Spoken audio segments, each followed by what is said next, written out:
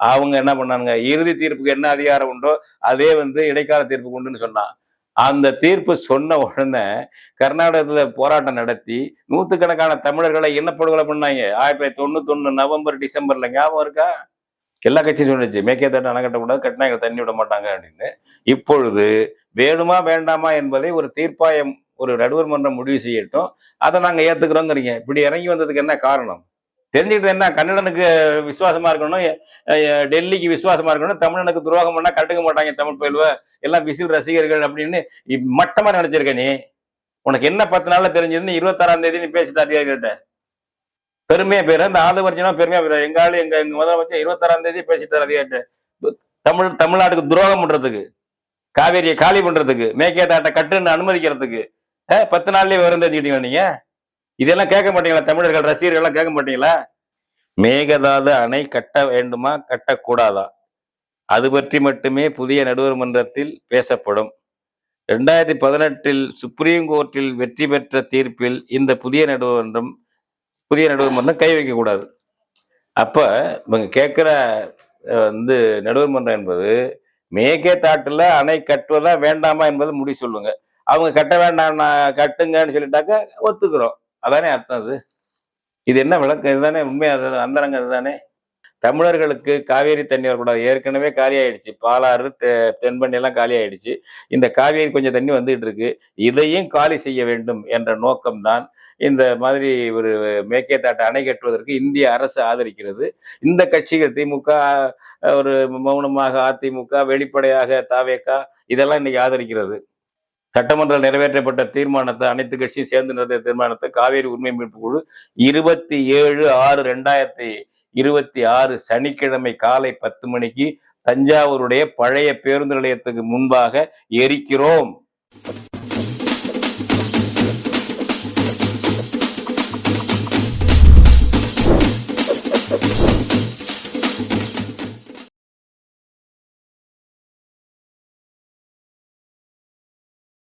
அன்பார்ந்த தமிழ் பெருமக்களே வணக்கம். ஒரு கடுமையான நெருக்கடியான நிலையில் நாம் வாழ்ந்து கொண்டிருக்கிறோம். காவிரி தாயை நிரந்தரமாக கர்நாடகத்தின் கைதியாக விட்டுவிடுவது என்ற ஒரு முயற்சியில் தமிழ்நாட்டிலே உள்ள ஆளுங்கட்சி, எதிர்கட்சிகள் அனைத்தும் சேர்ந்து ஒரு தீர்மானம் போட்டிருக்கிறார்கள். அதுதான் கடந்த 19/6/2026 அன்று சட்டப்பேரவையில் போட்ட தீர்மானம். அதிலே மேற்கேத்தாட்டு அணை கர்நாடக அரசு கட்ட அனுமதிப்பதா வேண்டாமா, கட்டலாமா வேண்டாமா என்பதை பற்றி மட்டும் ஆய்வு செய்து அறிவிப்பதற்கு புதிதாக ஒரு நடுவர் மன்றத்தை இந்திய அரசு அமைக்க வேண்டும் என்று கேட்டிருக்கிறார்கள். முதலில் இந்த பகுதி விடுபட்டிருந்தது. அதை சேர்க்க சொல்லி எதிர்கட்சி தலைவர் உதயநிதி ஸ்டாலின் சொன்னவுடன் மகிழ்ச்சியோடு முதலமைச்சர் விஜய் சேர்க்கிறார். அப்பொழுது பேசும்பொழுது அந்த தீர்மானத்தை விடுபட்டு போனது என்று சொல்லும் பொழுது உதயநிதி ஸ்டாலின், எங்களுடைய திமுக ஆட்சி கடந்த 4/3/2026 அன்றே இதுபோல் இந்த மேற்கேத்தாட்டு அணை கட்டுவதா வேண்டாமா என்பதற்கு தீர்ப்பு சொல்வதற்கு ஒரு நடுவர் மன்றம் அமைக்க வேண்டும் என்று இந்திய அரசுக்கு, அதிகாரிகளுக்கு அதிகாரப்பூர்வ கடிதம் எழுதிவிட்டது. எனவே அதை இந்த தீர்மானத்தில் சேர்க்க வேண்டும், விடுபட்டுள்ளது என்று அவர் சொல்லுகிறார் உதயநிதி ஸ்டாலின். உடனே முதலமைச்சர் விஜய் மகிழ்ச்சியோடு, அது நான் ஏற்றுக்கொள்கிறேன், நான் டெல்லி போயிருந்த பொழுது 26/5/2026 அன்று அதிகாரிகளோடு சந்தித்து பேசி இந்த மேற்கேத்தாட்டு அணை கட்டலாமா வேண்டாமா என்பதற்கு ஒரு புதிதாக நடுவர் மன்றம் வைக்க வேண்டும் என்று நான் கோரிக்கை வைத்து விட்டு வந்திருக்கிறேன் என்று அவரும் சொல்லுகிறார். அவர் ஆட்சிக்கு 10 நாள் தான். அப்ப 26ஆம் தேதி என்பது 10 நாள் தான் அவர் ஆட்சிக்கு இது போல எப்படி அவர் திட்டம் கொடுக்குறாரு? காவேரி இஷ்யூ என்ன புரிஞ்சுக்கிட்டாரு, என்ன கொடுக்குறாரு? இதுவரைக்கும் வெளியே சொல்லாம இருந்த திமுக இப்பொழுது எப்படி சொல்லுகிறது? நாங்கள் தேர்தல் பரபரப்பு காலம், அது கடைசி காலம், அந்த நேரத்தில் 4/3/2026 அன்றே நாங்கள் டெல்லிக்கு தெரிவித்து விட்டோம் என்று சொல்லுகிறார்கள்.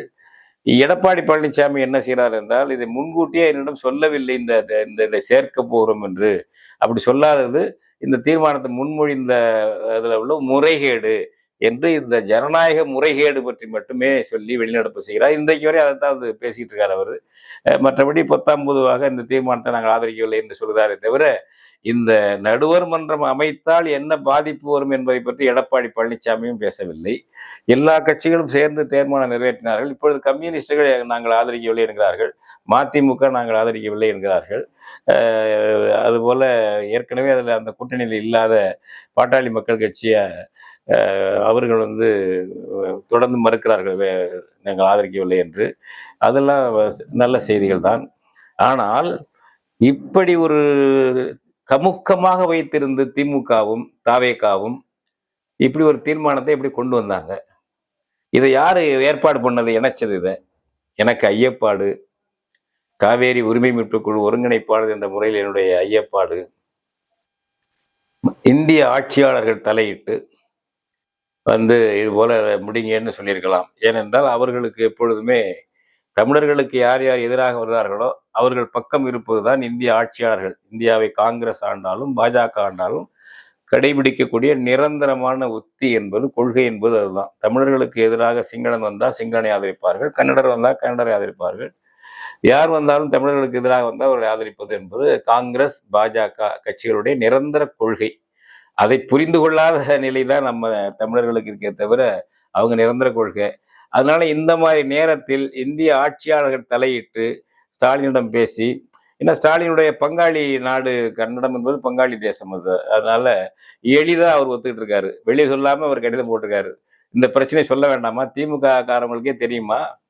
திமுகவில் உள்ளவர்களுக்கே நம்முடைய டெல்டா மாவட்டங்களிலோ மற்ற இடங்களிலோ தமிழ்நாட்டு உரிமையிலே அக்கறை உள்ள திமுக எல்லாமே இருக்கிறார்கள். அவர்களுக்கெல்லாம் தெரியுமா இது?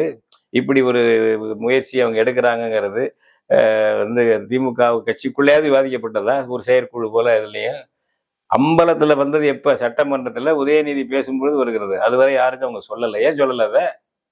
இவர் 26ஆம் தேதி பேசிட்டு வந்த, மே 26ல பேசிட்டு வந்துட்டேனா அப்படிங்கிறாரு இவர் விஜய், புதுசா வந்த முதலமைச்சர். அவர் ஏன் அதை சொல்லல? திடீர்னு ஒரு ஒரு இணைப்பு, ஒரு ஒரு ஒரு பத்தி இணைக்கிற போது அதை சொல்றாரு. இது என்ன விஷயம் அது? அப்போ இது ஒரு சூழ்ச்சியா, சூதா டெல்லி ஆட்சியாளர்களால் இது உருவாக்கப்பட்டிருக்கிறது. சரி, இது இந்த சூழ்ச்சியை ஏன் நடக்கிறாங்க? மேகேதாட்டு அணை கட்ட கர்நாடகத்துக்கு அனுமதி வேண்டும், கட்ட வேண்டும் அவர்கள் என்ற கெட்ட நோக்கத்தில் தான் தமிழர்களுக்கு காவேரி தண்ணி வரக்கூடாது. ஏற்கனவே காலி ஆயிடுச்சு, பாலாறு தென்பண்ணி எல்லாம் காலி ஆயிடுச்சு. இந்த காவேரி கொஞ்சம் தண்ணி வந்துட்டு இருக்கு, இதையும் காலி செய்ய வேண்டும் என்ற நோக்கம்தான் இந்த மாதிரி ஒரு மேகேதாட்டு அணை கட்டுவதற்கு இந்திய அரசு ஆதரிக்கிறது. இந்த கட்சிகள் திமுக ஒரு மௌனமாக, அதிமுக வெளிப்படையாக, தாவேகா இதெல்லாம் இன்னைக்கு ஆதரிக்கிறது. அப்ப என்ன ஆகும்? மேகேதாட்டுல அணை 67.16 டிஎம்சி தண்ணி கொள்ளளவு சொல்றாங்க. அந்த மாதிரி கொள்ளளவு கட்டிட்டாக்க வெள்ள நீர், மிகை வெள்ள நீர் கூட 1 டிஎம்சி கூட மேட்டூருக்கு வராது.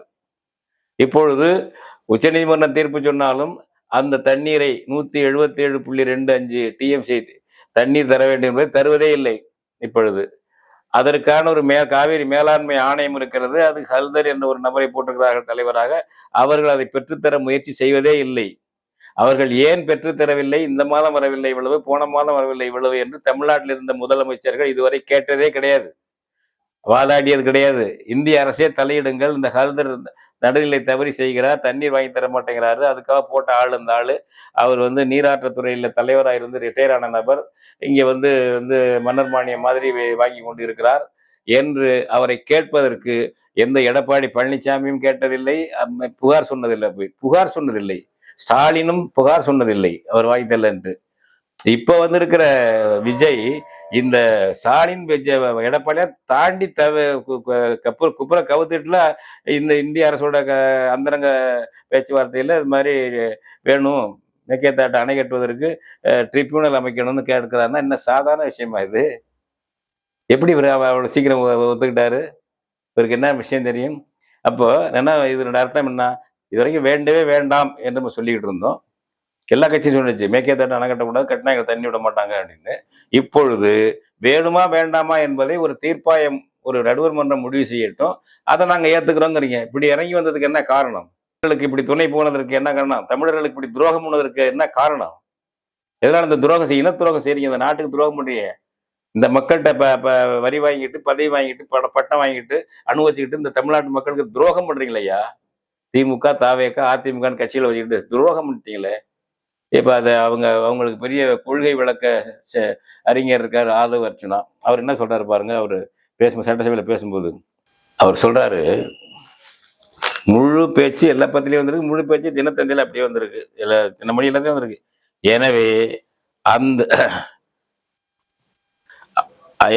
அந்த நடுவர் மன்றத்தை ரத்து செய்துவிட்டு புதிய நடுவர் மன்றம் அமைத்து மேகதாதுவில் அணை கட்டக்கூடாது என்பதை வலியுறுத்தும் வகையில் உருவாக்க வேண்டும்.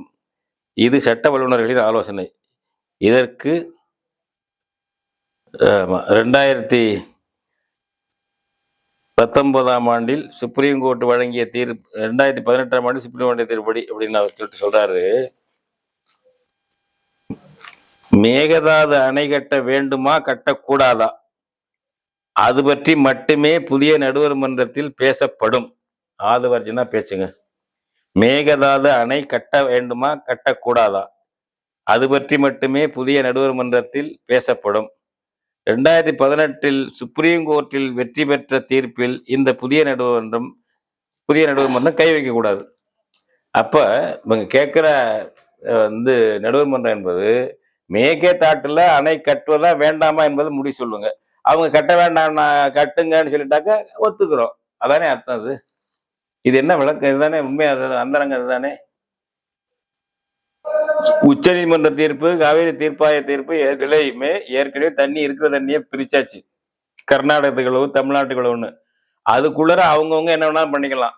அலாட்டட் வாட்டர் இருக்கு, அவங்களுக்குன்னு ஒதுக்கப்பட்ட தண்ணி இருக்கு. அதுக்குள்ள அவங்க என்ன வேணாலும் பண்ணிக்கலாம். புதுசாலாம் பண்ணக்கூடாது. அவங்க மொத்தமா 740 டிஎம்சி தான் காவேரி தண்ணீர். வேற ஒன்றும் பெருசா இல்லை, பெரிய ஆறு கிடையாது காவேரி. மற்ற நதிகளில் ஒப்பிடும் இந்தியாவில் உள்ள மற்ற ஆறுகளை பக்கத்தில் உள்ள கோதாவரி, கிருஷ்ணாவெல்லாம் ஒப்பிடும் போது அது பெரிய ஆறு கிடையாது, சின்ன ஆறு தான் அந்த காவேரி. நமக்கு அது பெரிய ஆறு, அவ்வளவுதான். 740 டிஎம்சி தான் மொத்தம். அதுல அந்த அளவுக்கு தண்ணி பெரிய அளவுக்கு எல்லா ஆண்டு வர்றதில்லை. அதை அது ஒதுக்கி நமக்கு ரொம்ப பாதகம் பண்ணிட்டாங்க. அது 177.25 டிஎம்சி தான். அதாவது 1924 ஆண்டு ஒப்பந்தம் செயலில் இருக்கும் வரை நமக்கு ஒரு ஆண்டுக்கு 361 டிஎம்சி தண்ணீர் வந்திருக்கு. 361 டிஎம்சி தமிழ்நாட்டு தண்ணி வந்திருக்கு. அதை தீர்ப்பாயம், இந்த நடுவர் மன்ற இடைக்கால தீர்ப்பு 205 டிஎம்சியா குறைச்சது. இறுதி தீர்ப்புல 192 டிஎம்சியா அதையும் குறைச்சது. உச்ச நீதிமன்றம் அதையும் குறைச்சி 177.25 டிஎம்சியாக மாற்றியது. அதையும் விட மறுக்கிறான். அதை வாங்கி தருவதற்கான அமைப்பு தான் காவேரி மேலாண்மை ஆணையம். சட்டப்படி அவங்க தான் வாங்கி தரணும்னு போட்டாங்க. அந்த மன்றம் அதை கேட்கறதே இல்லை, சும்மா சொல்லிட்டு போவோம். இப்போ 9 புள்ளி சொச்சம் ஜூன் மாதம் தண்ணின்னா ஒரு 5-6 டிஎம்சின்னு சொல்லுவார் அவரு. அதை அவங்க தரமாட்டாங்க கர்நாடகம். ஏன் தரலன்னு அவரும் கேட்க மாட்டாரு, ஏன் வாங்கி தரலன்னு நம்ம முதலமைச்சரும் நம்ம அரசும் கேட்காதது. ஒட்டு மொத்தமா எல்லா கூட்டமும் கன்னடனுடைய நம்ம களவாடலுக்கு, காவிரி களவாடலுக்கு துணை நிற்கின்ற கட்சிகள் தான் தமிழ்நாட்டு கட்சிகள். இந்த அதிகாரிகள் பூரா அவங்களுக்கு இன வெறுப்பு இருக்கு. இந்திய அரசுக்கு ஒரு இன வெறுப்பு இருக்கு, தமிழர்கள் மீது ஒரு இன வெறுப்பு இருக்கு. தமிழர்கிட்ட வாக்கு வாங்கிட்டு இங்க முதலமைச்சரா, அங்க கட்சியா, எம்எல்ஏ, மந்திரி அறிக்கல, உங்களுக்கு என்னையா தமிழர் மேல இன வெறுப்பு? ஏன் கன்னடனுக்கு இப்படி காட்டி கொடுத்துட்டு இருக்க? கன்னடனுக்கு நியாயம் இருந்தா சொல்லு. கன்னடனுடைய அநீதிக்கு ஏன் இங்க இருந்து துரோகம் போறீங்க? இது அவங்கள குற்றம் சாட்டுறது மட்டும் இல்ல, தமிழர்கள்ட்ட விழிப்புணர்ச்சி இல்லை. கர்நாடகத்தில் இப்படி ஒருத்தர் பண்ணிட முடியுமா? அவனை கட்சி நடத்திட முடியுமா? கர்நாடகத்துல விட்டுருவானா? எங்க கேரளாவில், ஆந்திராவில் பண்ணிட முடியுமா? தமிழ்நாட்டில் தான் தமிழனுக்கு எதிராக, தமிழ்நாட்டுக்கு எதிராக, தமிழ் மொழிக்கு எதிராக எது வேணாலும் செய்யலாம்.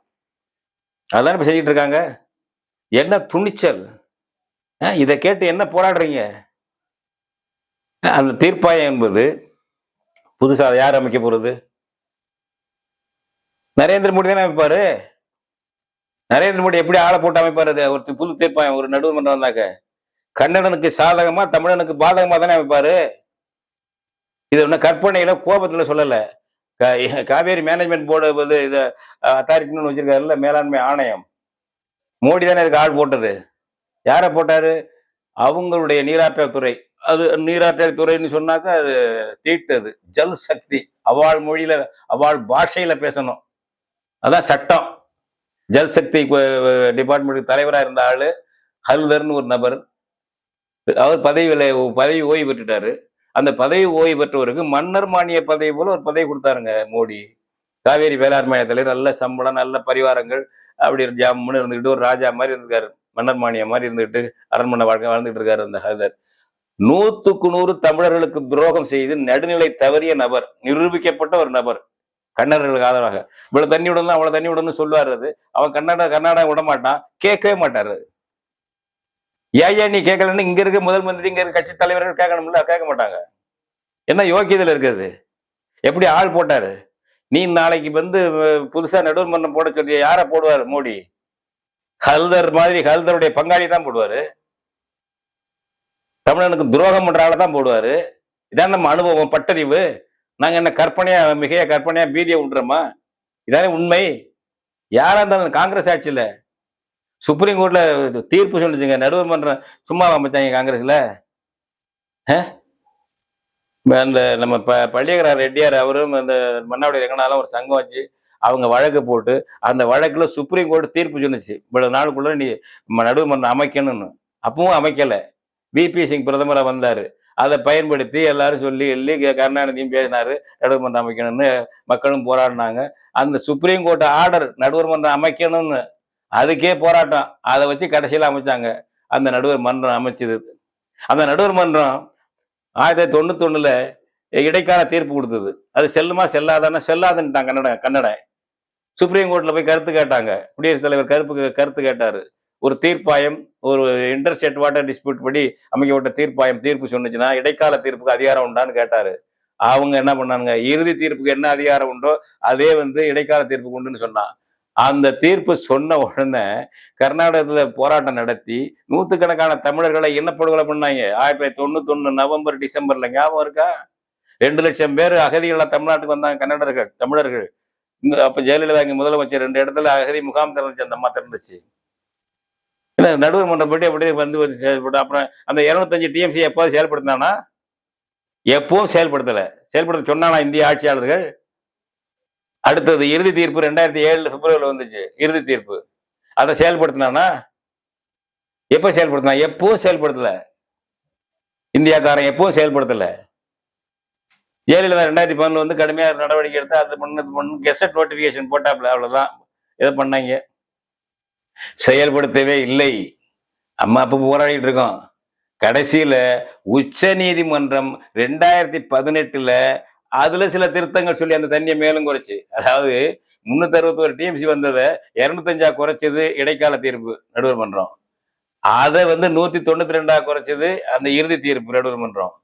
அதை 177.25 டிஎம்சியா குறைச்சது உச்ச நீதிமன்றம் 2018 பிப்ரவரி 16. அதை கொடுத்துருக்கானா என்னைக்காவது? அதை கொடுக்கணும்னு என்னைக்காவது டெல்லி அரசு கேட்டிருக்கானா? கொடுக்கலன்னு யாராச்சும் தமிழ்நாட்டு ஆட்சியாளர், முதலமைச்சர் யாரும் புகார் பண்ணி டெல்லிக்கு புகார் பண்ணி ஒரு பிரச்சனையாக இருக்காங்களா யாராவது தமிழ்நாட்டுல? கன்னடர்களுக்கு காட்டி கொடுக்கும் துரோகிகள் தாங்க கட்சி நடத்திக்கிட்டு முதல் மந்திரியாகவும் எதிர்கட்சி தலைவராக இருக்காங்க. இது கோபத்துல சொல்லலைங்க, நடைமுறை உண்மை. எடுத்து பேச, நான் சொல்றது தப்புனாக்க. இந்த இஷ்யூவை ஒரு தீர்ப்பு சொல்லியும் கூட செயல்படுத்தலன்னு என்ன நடவடிக்கை எடுத்துருக்கீங்க? யார் எடுத்துருக்கீங்க? திமுக, அதிமுக யார் எடுத்துருக்கீங்க? கன்னடம், உங்களுக்கு கன்னடத்துல என்ன இருக்க தெரியல, தமிழ்நாடு துரோகம் பண்ணிட்டு கட்சி நடத்திட்டு இருக்கீங்க. இப்போ வந்து புதுசா ஒரு நடுவர் மன்றம் ஆரம்பிச்சு அது கழிச்சு நீ என்ன கிழிக்க போறேங்கிற? ஏற்கனவே நடுவர் மன்றத்தை செயல்படுத்துறாரா? உச்ச நீதிமன்ற தீர்ப்பை செயல்படுத்துறானா? நடுநிலை தவறி அந்த ஹல்தருக்கு கல்லணை வந்த போது கருப்பு கொடி காட்டணும். நடுநிலை தவறி அந்த ஹல்தர் என்று மேலாண்மை ஆணைய நபரை சுட்டி காட்ட உங்களுக்கு யோக்கியது உண்டா? அந்த நபர் தான் டீடைல்டு ப்ராஜெக்ட் ரிப்போர்ட் அந்த இதுக்கு வாங்கி, அவர் தலைவராக இருக்கும்போது, அந்த ஜல்சக்தி தலைவராக இருக்கும்போது வாங்கி, அப்ப இருந்த நம்ம சித்தராமையா முதலமைச்சராக காங்கிரஸ்காரர் அப்ப இருந்தாரு சித்தராமையா, அவர்கிட்ட கேட்டு வாங்கி அதை அங்கீகரிச்சு அந்த ஆள் இங்க வந்து காவேரி மேலாண்மை ஆணைய தலைவராக வந்த போது அதுலயும் வச்சு பெரும்பான்மை அடிப்படையில நிறைவேற்றினாங்க. அதுவும் எப்படி? இதெல்லாம் பாருங்க, யார் கேட்கறாங்களா? காவேரி மேலாண்மை ஆணையத்துல 9 பேர் வாக்குரிமை உள்ளவங்க. தமிழ்நாடு, கர்நாடகம், கேரளம், பாண்டிச்சேரி 4 உறுப்பினர்கள், ஆளுக்கு ஒரு ஓட்டு. மத்திய அரசு அதிகாரிகளுக்கு அதுல இருக்காங்க பொறுப்புல, அவங்களுக்கு 5 பேர் இருக்காங்க, 5 ஓட்டு. 9ல மத்திய அரசு 5 பேரு. இந்த 4 மாநில அரசும் எதிர்த்தா கூட மத்திய அரசு நிறைவேற்றலாம் ஒரு விஷயத்த, அப்படி வச்சிருக்கான். அது தப்பானதுன்னு நாங்க தான் பேசுறோம். காவேரி உரிமை மீட்புக்குள்ள பேசியிருக்கோம். யாராவது பேசுறாங்க? அதுல அன்னைக்கு ஓட்டெடுப்பு நடக்குது. 2 வருஷத்துக்கு முன்னாடி ஓட்டெடுப்பு நடக்குது. தமிழ்நாட்டு பிரதிநிதி எதிர்த்து ஓட்டு போட்டாரு. அவர் யாருக்கும் ஓட்டு போடல. கேரளா பெரும்பான்மை அடிப்படையில அவன் நிறைவேற்றி அனுப்புறான். தமிழ்நாடு பாண்டிச்சேரியும் எதிர்த்து ஓட்டு போடுது. அவன் தான் அவங்க மத்திய அரசு ஆளு 5 பேர் இருக்கானே. கர்நாடகம் ஒன்று சேர்ந்து 6 பேர் பிரமாத மெஜாரிட்டியில நிறைவேற்றி அனுப்புறானுங்க. இப்படிதான் இந்த காவேரி மேலாண்மையான சூழ்ச்சியா சூதா அமைக்கப்பட்டிருக்கு. இதெல்லாம் தெரியுமா தெரியாதா? இப்ப அந்த இந்திய அரசுக்கு நீங்க கோரிக்கை வைக்கிறிய தம இன துரோகம் இல்லையா? அது தமிழர்களுக்கு காவிரியை நிரந்தரமா இல்லாம பண்றதுதான் நீங்க வைக்கிறீங்க. உனக்கு என்ன வந்த 10 நாள்ல உனக்கு என்ன அவசரம்? விஜய்க்கு என்ன தெரிஞ்சுக்கிட்ட என்ன? கன்னடனுக்கு விசுவாசமா இருக்கணும், டெல்லிக்கு விசுவாசமா இருக்கணும், தமிழனுக்கு துரோகம் பண்ணா கண்டுக்க மாட்டாங்க தமிழ் பயில்வ எல்லாம் விசில் ரசிகர்கள் அப்படின்னு மட்டமா நினைச்சிருக்க நீ. உனக்கு என்ன 10 நாள்ல தெரிஞ்சதுன்னு 26ஆம் தேதி நீ பேசிட்டு அதிகாரிகிட்ட பெருமையா பேரு. அந்த ஆளுவர்ஜனா பெருமையா பேரு. எங்க ஆளு எங்க முதலமைச்சர் 26ஆம் தேதி பேசிட்டார் அதிகாரிகிட்ட. தமிழ்நாட்டுக்கு துரோகம் பண்றதுக்கு, காவேரியை காலி பண்றதுக்கு, மேகேதாட்டை கட்டுன்னு அனுமதிக்கிறதுக்கு 10 நாள்லயே வரும் தெரிஞ்சுக்கிட்டீங்களா நீங்க? இதெல்லாம் கேட்க மாட்டீங்களா? தமிழர்கள் ரசிகர்கள் எல்லாம் கேட்க மாட்டீங்களா? நீ தானே தண்ணி குடிக்கிற காவேரியில, நீ தானே இந்த இனத்தை பிறந்திருக்க, இதுதானே உன் மொழி. உன் பாட்டன் போட்டா உன் பாட்டியாவது நினைச்சுப்பாரு. விஜயவே நினைச்சிட்டு இருக்காத. உன் தாத்தா பாட்டன் பாட்டி அண்ணன் தம்பி உன் ராஜராஜ சோழன் உன் கரிகாலன் உன் சேரன் செங்குட்டுவன் நெடுஞ்செழிய பாண்டிய மனையாவது நினைச்சுப்பாரு எப்படி இருக்குன்ட்டு. அதனால இது தப்பானது. இந்த கொளுத்துறோம் நாங்க. சட்டமன்றத்தில் நிறைவேற்றப்பட்ட தீர்மானத்தை, அனைத்து கட்சியும் சேர்ந்து நிறைவேற்ற தீர்மானத்தை காவேரி உரிமை மீட்பு குழு 27/6/2026 சனிக்கிழமை காலை 10 மணிக்கு தஞ்சாவூருடைய பழைய பேருந்து நிலையத்துக்கு முன்பாக எரிக்கிறோம். என் தலைமையில் எரிக்கிறோம். காவேரி உரிமை மீட்பு கொள்கிறது. பல்வேறு கட்சி, இந்திய ஜனநாயக கட்சி போன்ற அரசியல் கட்சிகளும் அதில் கலந்து கொள்கின்றன. நாம் தமிழர் கட்சி அந்த இதிலே கலந்து கொள்கிறது. நேற்று தான் அவர் அறிவித்தார்கள். நாம் தமிழர் கட்சியினுடைய தலைமை ஒருங்கிணைப்பாளர்கள் ஐயா ஹுமாயூன் கபீர் அவர்கள், தம்பி வழக்கறிஞர் மணி செந்தில் அவர்கள், டாக்டர் பாரதி செல்வன் அவர்கள், இவர்கள் தலைமையிலே நாம் தமிழர் கழகத்தினுடைய தம்பிகள், பிள்ளைகள், ஆண்களும் பெண்களும் கலந்து கொள்கிறார்கள். தமிழ்நாடு முழுவதும் இருந்து தமிழ் தேசிய பேர் இயக்கத்தின் தோழர்கள், பொறுப்பாளர்கள், ஆதரவாளர்கள், அன்பர்கள் வந்து இந்த போராட்டத்திலே கலந்து கொள்ள இருக்கிறார்கள். எனவே இது கட்சி வேறுபாடு இல்லாமல் தமிழின பாதுகாப்பு, தமிழர் உரிமை பாதுகாப்பு, காவேரி பாதுகாப்பு, இப்படி ஒரு நடுவர் மன்றம் அமைத்து விட்டால் நிரந்தரமா காவேரி சிறை கைதி ஆகிவிடும். கர்நாடகத்தில் நமக்கு கிடைக்காது. மேகேதாட்டை கட்டிட்டா போச்சு. 67.16 டிஎம்சிக்கு கடலுக்கு போற தண்ணியே கிடையாது. அப்படி வெளியேறதே கிடையாது. கர்நாடகத்துல இருந்து அந்த அணைகள்ல இருந்து மேட்டூர்ல இருந்து நிரம்பி போறது கிடையாது. வழக்கமா 4-5 ஆண்டுகளுக்கு ஒரு முறைதான் மேட்டூர் அணை நிரம்பும், அவங்களுக்கும் கர்நாடக நிரம்பும், கடலுக்கு போகும் தண்ணி. அது 50 டிஎம்சிக்குள்ளதான் இருந்தது இது வரைக்கும். இயற்கை உற்பாதங்களால் தான் இப்போ நிறைய போயிட்டு இருக்கு. அது 4-5 வருஷம், இந்த வருஷம் அது மாதிரிலாம் இருக்காது. இப்ப இந்த திறக்கலையே, 4-5 வருஷமா அப்படியே தாண்டி தப்பிக்கிட்டு போய் திறப்பாரு ஸ்டாலின். ஜூன் 12ஆம் தேதி என்ன, மே 28ஆம் தேதி திறப்பாரு. ஏதோ அவர் போராடி போய் கர்நாடகத்துக்கு காவேரி தண்ணி கொண்டு வந்தது மாதிரி திறப்பாரு. ஒரு இன்ஜினியர் திறக்கிற வேலையை ஸ்டாலின் போய் திறப்பார் பிரச்சாரத்துக்கு. என்ன நம்ம கூட்டம் தான் அதை ரசிக்க தயாரா இருக்க. இன்னைக்கு என்னாச்சு? அது கேட்குறியா? கேள்வி கேட்குறியா? இருக்கிற தண்ணியை ஷேர் பண்ணி கொடுறான்னு கேட்குறியா? இந்த ஜூன் மாதம் இவ்வளவு தண்ணி ஒண்ணுன்னு சொல்லியிருக்காங்க ஆணையம், அதுல எப்படி கொடுத்தியான்னு கேட்குறீங்களா? யாரும் அது பேருது இல்லை. அதனால நாம விழிப்புணர்வு அடையணும். நம்ம இப்ப நம்ம காலம் மட்டும் இல்லை, நம்ம எதிர்காலத்துல நம்ம இனம் வாழணும், தமிழ்நாடு இருக்கணும், தமிழர்களுக்கு ஒரு தாயகம் இருக்கணும், அதுக்கு காவேரி இருக்க வேண்டும். எல்லாத்தையும் நினைச்சு வாங்க. 27/6/2026 அன்றைக்கு தஞ்சைக்கு வாருங்கள். சோழ பெருநகரத்துக்கு வாங்க, தலைநகரத்துக்கு வாருங்கள். நம்முடைய வரலாற்று பெருமைமிக்க காவேரியை காக்கவும், நம்முடைய இனத்தை காக்கவும், அந்த நம்மளை அழிவு தீர்மானத்தை சட்டப்பேரவையில் நிறைவேற்றிய அழிவு தீர்மான நகலை எரிப்போம். வாருங்கள் வாருங்கள் வாருங்கள், சந்திப்போம். இவ்வாறான பல செய்திகளை, பல சிக்கல்களுக்கு விடை கிடைக்கக்கூடிய செய்திகளை தமிழர் கண்ணோட்டம் வலைவழியில் வெளிப்படுத்தி வருகிறோம். இது தற்சார்பாக செயல்படுவதற்கு நிதி தேவைப்படுகிறது. இந்த நிதியை நம்முடைய மக்களாகிய நீங்கள் தான், இளையோரும் பெரியோரும் நண்பர்களும் தோழர்களும் சான்றோரும், நீங்கள் உங்களால் இயன்ற அளவு என்ன இயலுமோ அந்த நிதியை வழங்குமாறு அன்போடும் உரிமையோடும் கேட்டுக்கொள்கிறேன். உங்களுக்கு நன்றி உணர்வோடும் பொறுப்புணர்வோடும் தமிழர் கண்ணோட்டம் செயல்படும் என்பதை உறுதி தெரிவித்துக் கொள்கிறேன். நன்றி, வணக்கம்.